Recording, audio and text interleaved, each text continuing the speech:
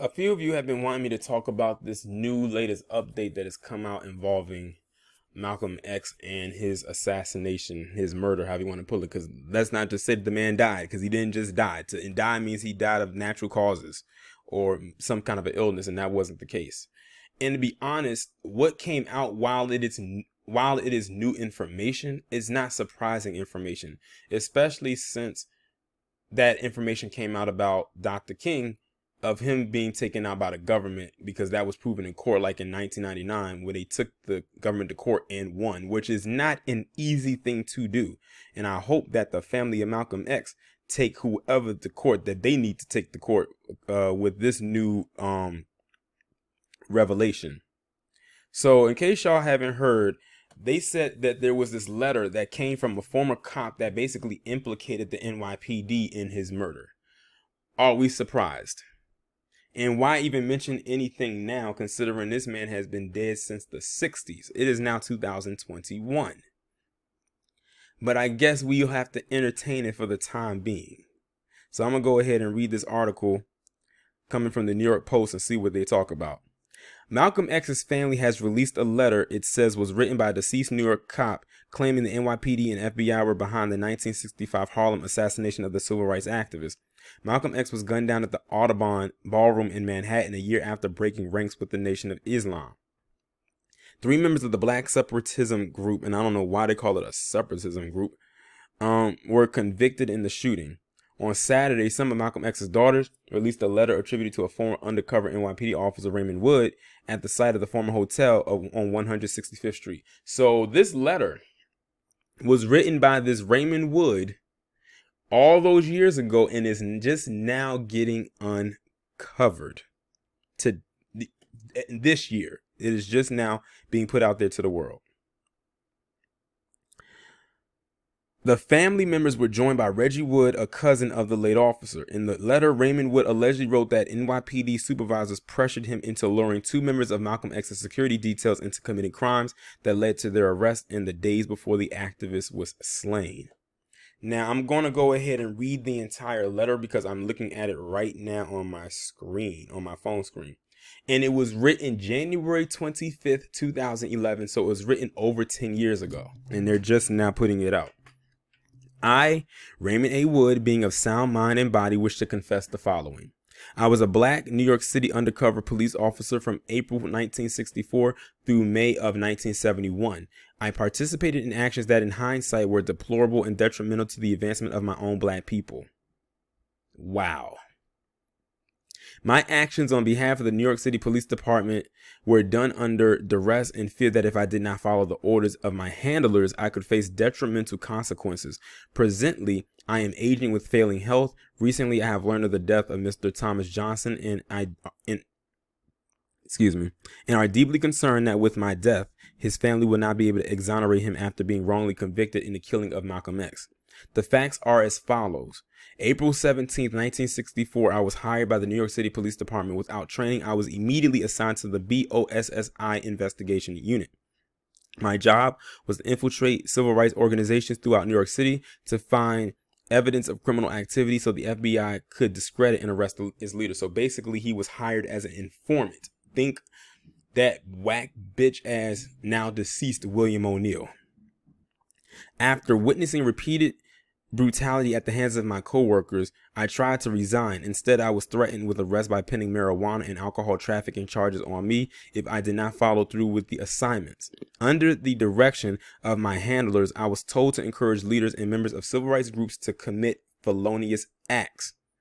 The Statue of Liberty bombing idea was created by my supervisor/handler. Using surveillance, the agency learned that Bo and Syed were key players in Malcolm X's crowd control security detail. It was my assignment to draw the 2 men into a felonious federal crime so that they could be arrested by the FBI and kept away from managing Malcolm X's Audubon Ballroom door security on February 21st, 1965. On February 16, 1965, the Statue of Liberty plot was carried out and the men were arrested just days before the assassination of Malcolm. At that time, I was not aware that Malcolm X was the target. On February 21st, 1965, I was ordered to be at the Audubon Ballroom, where I was identified by witnesses while leaving the scene. Thomas Johnson was later arrested and wrongfully convicted.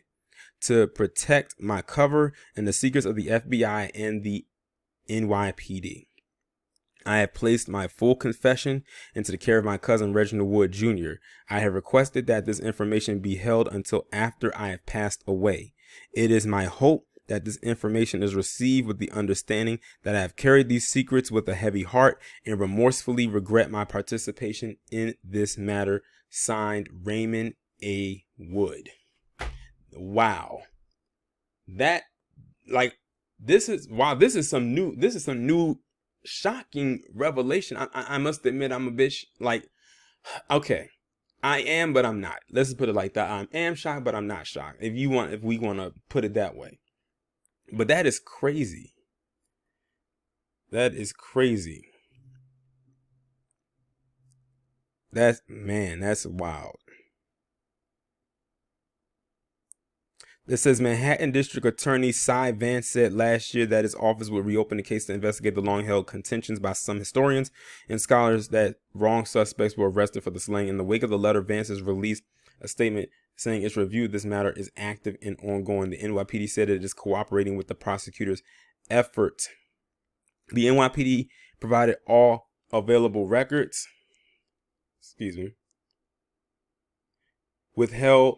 Long held contentions by some historians and scholars that the wrong. Okay, I read that part. In the wake of the letter, Vance's office released a statement saying its review of this matter is active and ongoing.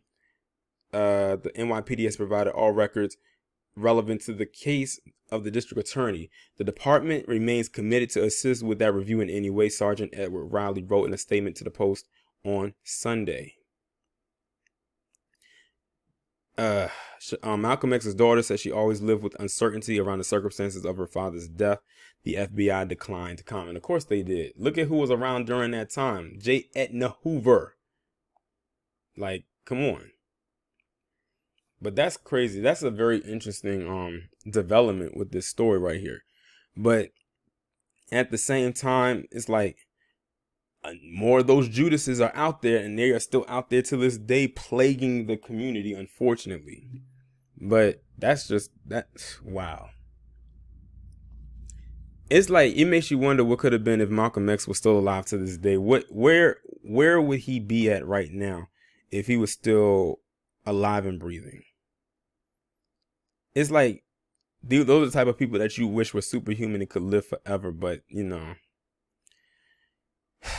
that's crazy. I'm still trying to wrap my mind around what I just read.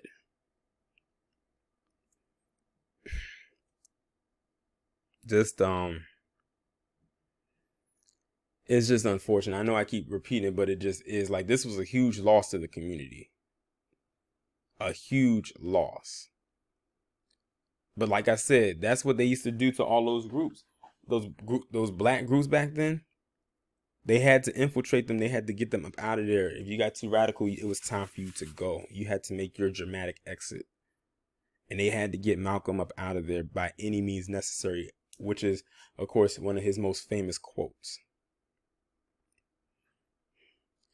But I really don't have nothing more left to say about this. I'm still kind of numb after what I just read. Y'all let me know what y'all think down in the comments. Like, share, subscribe.